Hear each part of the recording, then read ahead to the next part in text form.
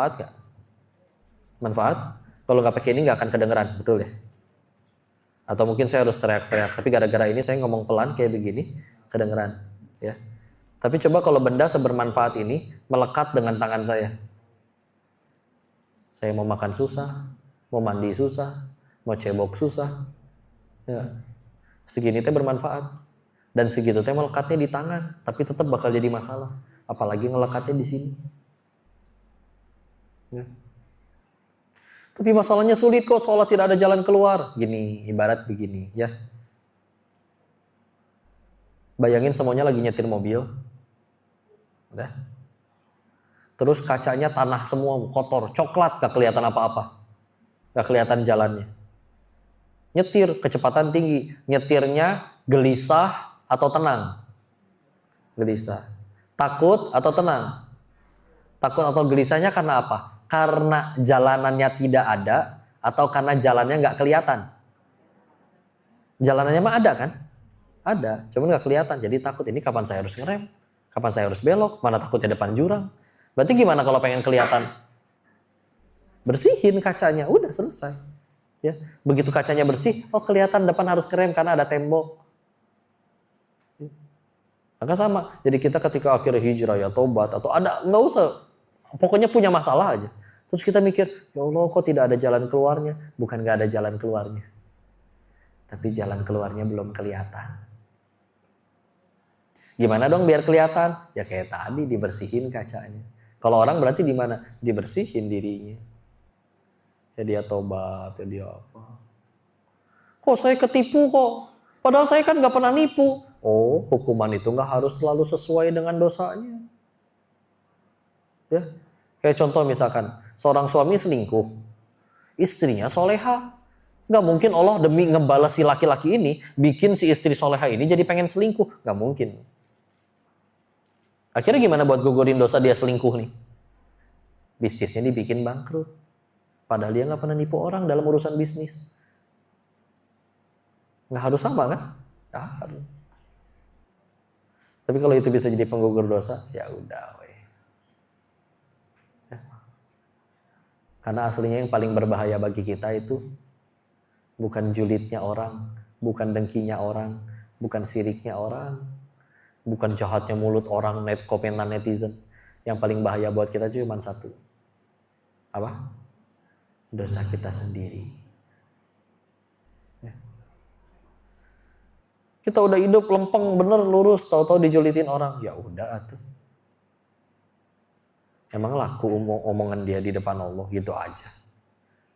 Nabi yang jelas-jelas mulia aja masih ada yang ngehina, apalagi kita yang hina betulan. Tapi saya dikatain monyong, Bu. Emang ibu dikatain monyong mulutnya langsung mancung? Enggak, gitu-gitu aja. Malah yang nyebut monyong yang harus majuin bibir, betul? Coba ibu sebut monyong tanpa majuin bibir. Ini susah. Nggak bisa. Udah cacian gitu aja, pujian juga begitu. Ibu umur berapa sih kok awet muda banget?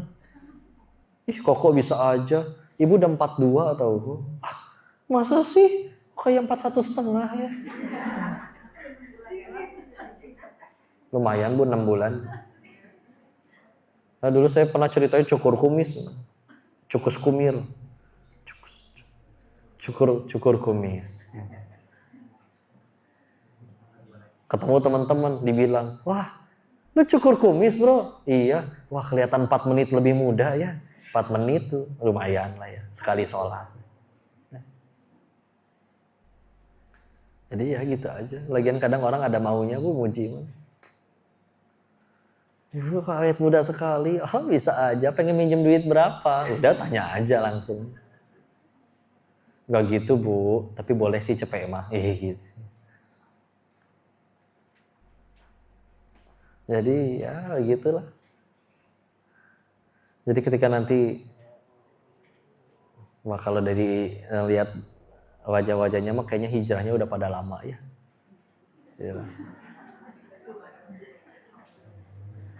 Jadi seharusnya nanti sudah melalui.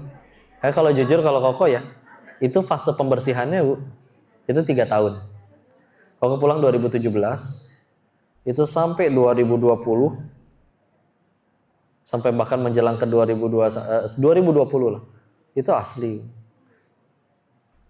Udah, dan sambil pesantren kan waktu itu kan. Bisnis apapun rugi, usaha apapun ditipu. Tapi ketika akhirnya sudah nyampe di titik, ya udah gitu, udah benar-benar berhenti gitu. Udah dari semua berusaha menghilangkan semua hal-hal yang bisa jadi kesialan lah, atau semua hal yang bisa jadi penggugur dosa. Udah benar-benar dipenuhin, udah ngaji, belajar, mengajar, ketemunya kalau nggak pengajian, udah gitu aja terus. Terus tahu-tahu, ya mudah-mudahan udah betulan. Karena saya nggak pernah dapat SMS dari Allahnya, selamat tobat Anda telah diterima. Itu kan nggak ada ya. Tahu-tahu nyampe di titik, udah jadi nggak pernah rugi lagi. Jualan apa kecil-kecil jadi, enggak sih, nggak jadi konglomerat juga, tapi cukup, nggak berkekurangan, bisa ngutangin orang malah. Dulu pada lagi jadi guru SMA, dari beberapa SMA ngajar tasin, ngajar tahfiz, sekolah yang ini gajinya 500.000, yang soalnya 500 ribuan juga. Ya dikumpul-kumpul ya paling 2,5 sampai 5 juta maksimal sebulan. Teyunda juga ngajar di SDIT 2,5 juta gajinya sebulan. Ya, ngajar 2. Akhirnya sambil ngapain? Jualan kaos kaki lagi, atau juga pernah bikin jualan kayak kentang Mustafa gitu, ngambil dari orang, ngambil untung paling sebungkusnya cuma 2.000 hari gini. Berarti kejual 5 bungkus baru dapat 10.000, baru dapat sebungkus warteg doang itu. Gak ada apa dijual sambil. Cukup alhamdulillah.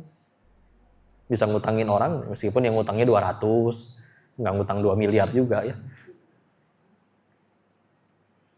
Nggak kurang, udah cukup aja.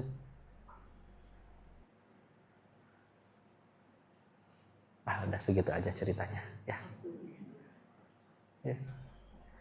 Tapi ya, Quran surat 29 Al-Ankabut ayat kedua, ahasiban a'udzubillahi minasyaitonirrajim, ahasiban nasu an yutraku an yaqulu amanna wa hum la yuftanun. Jangan kalian ngaku sudah beriman terus nggak akan diuji gitu.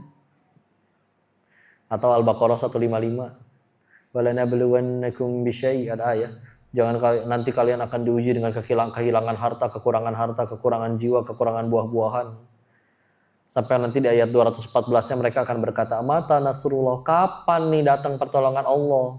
Ini siapa yang bertanya kayak gini? Sahabat-sahabat Nabi yang udah kehilangan hartanya, udah kehilangan, semuanya udah dilakuin demi Islam.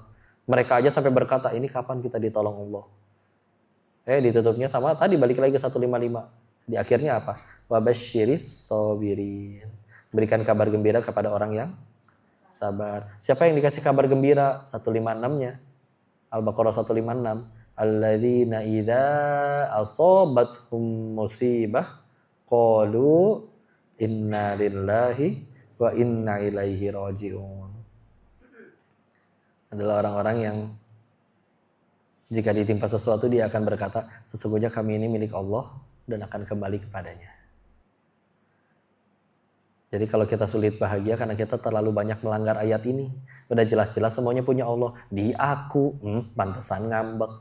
Jangankan mobil yang parkir di depan, ini tangan kalau kata Allah harus pulang duluan, lepas bu, entah gimana caranya.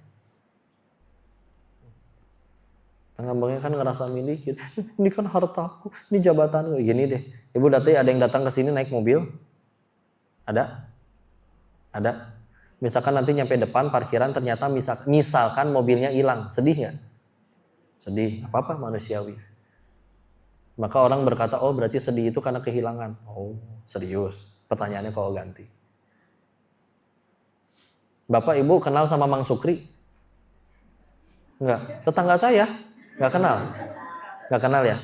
Misalkan Mang Sukri mobilnya juga hilang, sedih nggak mobil Mang Sukri hilang? Boro-boro, kenal juga enggak. Kalau nggak cerita juga saya nggak tahu. Gitu. Sedihan mana?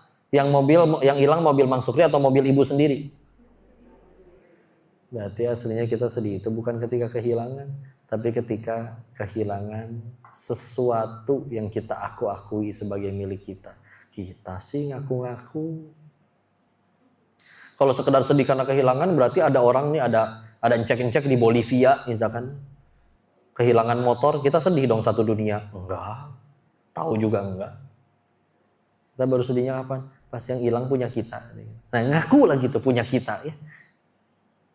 Kan ibarat gini, Bu, saya pengen ke toilet, nitip handphone. Boleh nggak? Boleh. Begitu saya keluar toilet, boleh nggak? Saya pengen ambil handphone yang tadi dititip, Bu. Boleh tidak? Boleh. Ibu ngambek nggak handphone saya diambil? Ya enggak, kan emang punya kok titipan. Masa saya ngambek handphonenya sendiri diambil? Ya gitu aslinya.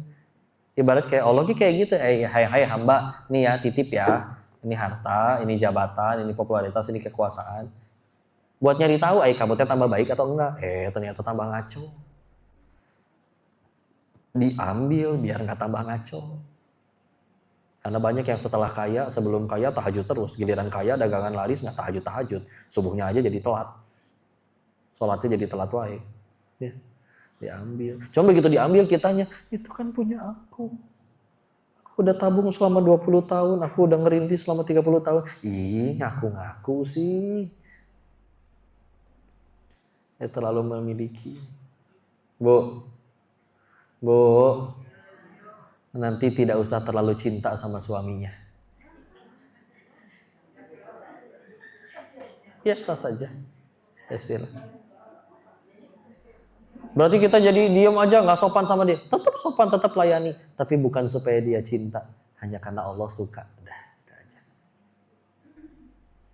Karena kalau terlalu memiliki, dia milikku seorang, hilang. Ya memang halal milik ibu, tapi apapun terlalu dimiliki ya Allah. Masak biar besok dipuji suami, disayang. Siapa tahu uang jajan nambah, masak. Besok tahu-tahu, Pak sarapan dulu. Aduh mah, ada janji nih mau sepedahan sama kawan-kawan kantor. Ngambek gak Bu? Ngambek gak? Minimal kesel gak? Kadang dijawab, iya Pak, silakan. Janji adalah hutang. Papa harus penuhi karena aku tidak mau punya suami yang tidak membayar hutang. Berangkat Pak, silakan bersepeda. Gak usah pulang lagi sekalian. Gak usah ditambahin itunya ya. Sila. Dan kita masaknya karena Allah udah. Kalau dia tidak mau makan, ya udah bukan rezeki dia. Tahu-tahu rezeki tetangga, tahu-tahu rezeki yang sambil bersihin sampah kita tiap hari diangkutin. Pak bagi-bagi, udah.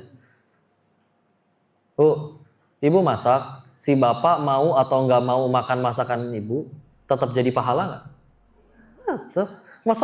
Masak baru jadi pahalanya kapan? Pas suami muji, enak mama, tring, cair pahala. Itu kan repot deh.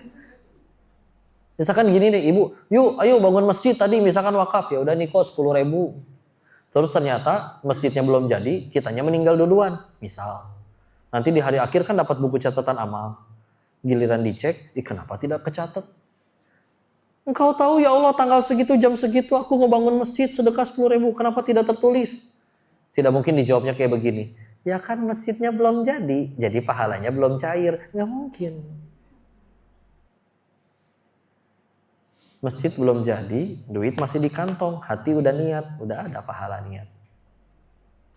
Ya. Terus kalau dilakuin baru ada pahala perbuatan. Ya, lebih besar lagi. Kok saya 30 tahun ngingetin teman saya biar mau sholat. Gimana ya kok? Dia nggak mau sholat juga. Saya jawab, selamat. Berarti ibu punya pahala dakwah selama 30 tahun setiap hari jadi pahala tuh ngingetin orang sholat. Kebayang kalau misalkan baru cair pahalanya 30 tahun kemudian pas dia mau sholat. Atau nggak adil. Dia mau sholat, Allah yang ngubah. Dia tidak mau sholat selagi niat kita dakwahin benar tetap jadi pahala. Nggak rugi kan? Akhirnya dengan mengganti di hati kita Allah dan tujuannya Allah, kita nanti akan hidup dengan sudut pandang di mana nggak akan pernah rugi. Karena kalau belum dengan sudut pandang itu kita nanti ngambek melulu karena kita urusan sama si ini rugi, bisnis sama yang ini rugi. Kenapa rugi? Habis dia tidak balas budi, habis dia tidak bayar utangnya. Nah, kita kan kalau udah tujuannya Allah, dia bayar utang nggak bayar utang urusan dia. Dia jahat atau enggak itu urusan dia, ada tanggung jawabnya masing-masing di sisi Allah. Tugas kita gimana? Tugas kitanya gimana? Lempeng weh, jadi orang baik udah. Orang baik itu banyak, Bu. Kalau kita nggak bisa nemuin mereka, kita yang jadi orang baiknya. Ya. Bismillah. Itu orang baik itu menyenangkan. Dan pernah ada satu ketika ada pemuda jual motor, Bu, COD. Ibu tahu kan COD ya? Ketemu sama bapak-bapak. Ya namanya bapak-bapak ngecek ya. Dek, ini motor ada keluhannya apa enggak? Pernah jatuh enggak? Oh, pernah, Pak, 2 kali. Ini baret yang di belah sini sama belah sini. Si bapak heran. Tumben, biasanya orang bohong nih. Ini kok ngaku dia? Sampai dikasih tahu lagi baretnya belah mana. Akhirnya penasaran. Dek, selain jatuh ini motor pernah apa aja? Jatuh 2 kali. Kebanjiran 2 kali. Hilang sekali, Pak. Hah? Kok balik lagi? Namanya jodoh, Pak. Akhirnya kan jujur. Dek, gimana ya? Gara-gara adek bilang, kalau saya nggak mau geli gimana? Ya nggak apa-apa, Pak. Kan yang nentuin mah Allah. Kalau kata Allah Bapak bakal beli, Bapak bakal beli. Meskipun saya mingkem.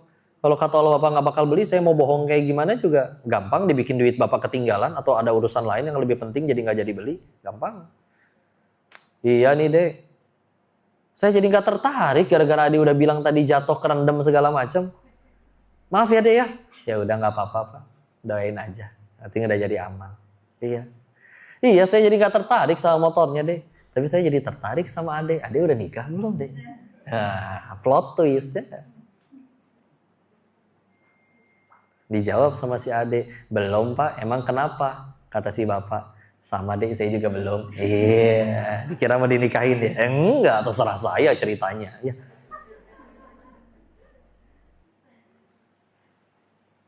Seneng nggak ketemu orang kayak gitu? Tuh, baru cuma diceritain udah cengengesan sendiri, senengnya. Gimana ketemu orang baik betulan? Atau gimana kalau kita yang jadi orang baiknya? Itu hijrah mah gitu doang. Proses melepaskan kemelekatan di hati. Sambil kita nambah banyak sholatnya, mulai ikut syariat, pakaiannya mulai ngikutin syariat. Ya udah, bismillah pelan-pelan. Ya, udah segitu waktunya. Oh ya, sudah 1 jam lebih. Kita sisakan waktu untuk Ibu mau tanya jawab atau foto-foto?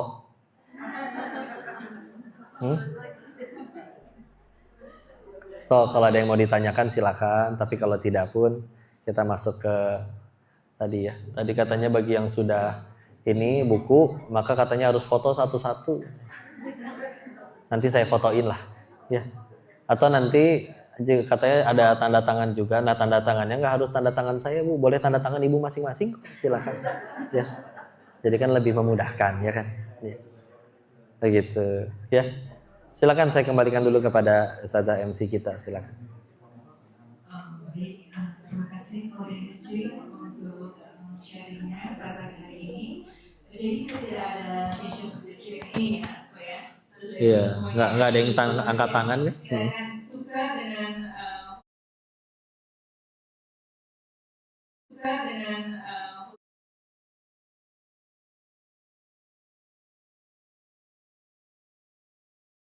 foto dan juga tanda bersama. Iya, atau barangkali Ibu udah pada lapar. Ya.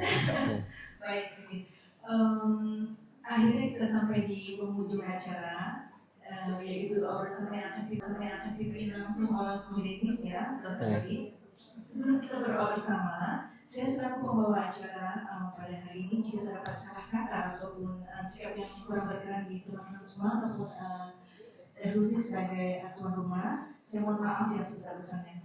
Kepada komodisi, silakan untuk memimpin doa penutup majelis. Nanti kalau misalkan ternyata ada yang mau diobrolkan, ditanyakan, ya bisa sambil sesi ramah tamah ya. Ini kita tutup dengan doa dulu sama-sama ya. Istilah. Yuk kita tundukkan hati dan kepala kita sejenak, bermunajat ke sisi Allah. Silakan yang punya hajat masing-masing disuarakan dalam hati. Allah pasti mendengarnya. Tidak ada doa yang ditolak selagi doanya baik, Bu. Doa yang baik itu pilihannya cuma 3. 1 dikabul. Kalau nggak dikabul gimana? Dihindarkan dari musibah. Harusnya Ibu ketipu orang nggak jadi, nomor ibunya hilang di handphone malingnya. Ya. Yang ketiga, diampuni dosa-dosanya. Jadi selagi doanya baik, pilihannya cuma 3 itu. Ya, kita tundukkan hati dan kepala kita sejenak. A'udzubillahi minasyaitonirrajim. Bismillahirrahmanirrahim. Allahumma shalli ala sayyidina wa habibina wa syafiina wa maulana Muhammad wa sallim radhiyallahu tabarakahu ta'ala an kulli sahabati rasulillahi ajmain. Bismillahirrahmanirrahim. Hamdan syakirin, hamdan na'imin, hamdan yuafi ni'amahu wa yukafi'u mazidah. Ya Rabbana lakal hamdu kama yanbaghi li jalali wajhikal karimi wa 'azimi sultanik. Allahumma shalli ala sayyidina Muhammad wa ala ali sayyidina Muhammad. Allahumma ighfir lil muslimina wal muslimat wal mu'minina wal mu'minat al ahya'i minhum wal amwat. Allahumma ighfir lana wa li walidina warhamhum kama rabbawna shighara. Ya muqallibal qulub, tsabbit qulubana ala dinik. Allahumma a'inna ala dzikrika wa syukrika wa husni ibadatik. Ya Allah, berkahilah majelis ini ya Allah. Ajarkan ilmu yang bermanfaat saja bagi kami ya Allah. Ya Allah, sebagaimana Engkau ridho mengumpulkan kami di sini, kelak kumpulkan kami juga di dalam surga-Mu ya Allah. Ya Allah, istiqomahkan kami, anugerahkan kami hati yang senang untuk kumpul di majelis ilmu ya Allah. Berkahi orang-orang yang kami sayang ya Allah. Jaga mereka, orang tua, pasangan, anak-anak ya Allah. Kami tidak mungkin 24 jam membersamai mereka. Kami juga tidak tahu umur kami sampai berapa. Apakah kami bisa melihat mereka wisuda, sampai menikah, dan lain-lain. Maka kami titip ya Allah. Pertemukan mereka dengan orang-orang baik. Jauhkan dari orang-orang yang berniat zalim. Lindungi mereka dari segala mara bahaya. Selalu mudahkan untuk berbuat taat. Selalu gagalkan setiap kali akan bermaksiat. Anugerahkan kepada kami keturunan yang solih-solihah, yang hafiz-hafizah.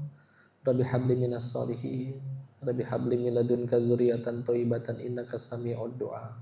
Rabbi la tadarni fardan wa anta khairul warithin. Rabbi ij'alni muqimas shalah wa min dzurriyyati rabbana wa taqabbal du'a. Bersihkan hati, jiwa dan pikiran kami ya Allah.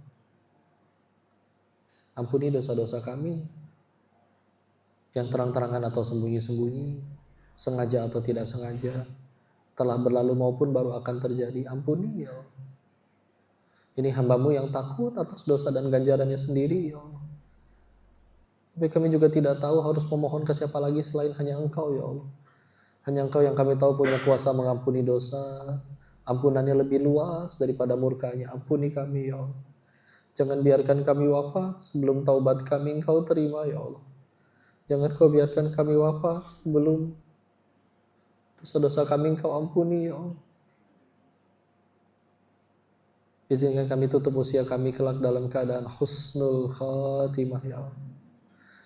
Jauhkan kami wafat dalam keadaan su'ul khatimah ya Allah. Ya Allah, kami juga titip selamatkan saudara-saudara kami di Sumatera ya Allah, yang terkena banjir. Angkat tinggi derajat mereka, hapuskan dosanya.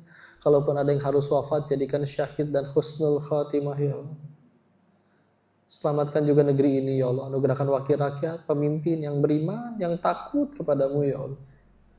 Selamatkan juga saudara-saudara kami di Palestina ya Allah. Mereka bersimbah darah untuk menggapai jannah. Kami kadang seringkali gelisah hanya karena rupiah.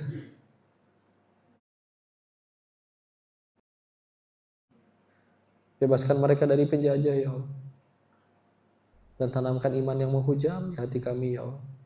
Istiqomahkan kami, anugerahkan hati kami hidayah, dan izinkan kami kelak pulang ke hadapan-Mu dalam keadaan husnul khatimah bersama orang-orang yang kami sayang. Kami tidak ingin ya Allah hanya bertemu sebentar dengan orang-orang yang kami sayangi ya Allah. Dunia sebentar, kami tidak tahu kami hanya berapa tahun lagi ya Allah. Maka izinkan kami bisa berkumpul dengan orang-orang yang kami sayang kelak di surga-Mu ya Allah. Jaga mereka ya Allah, agar tidak tergelincir pada kemaksiatan, lebih mudah berbuat ketaatan. Karena sungguh kami tidak akan sanggup melihat mereka disiksa kelak atas dosa-dosa mereka ya Allah. Dan kami pun tidak bisa menyelamatkan mereka. Jangankan menyelamatkan orang lain, menyelamatkan diri kami sendiri dari dosa kami pun belum sanggup ya Allah. Maka jadikan kami hamba-hamba-Mu yang takwa, yang taat, yang takut kepadamu ya Allah. Sekali lagi izinkan kami pulang dalam keadaan husnul khatimah.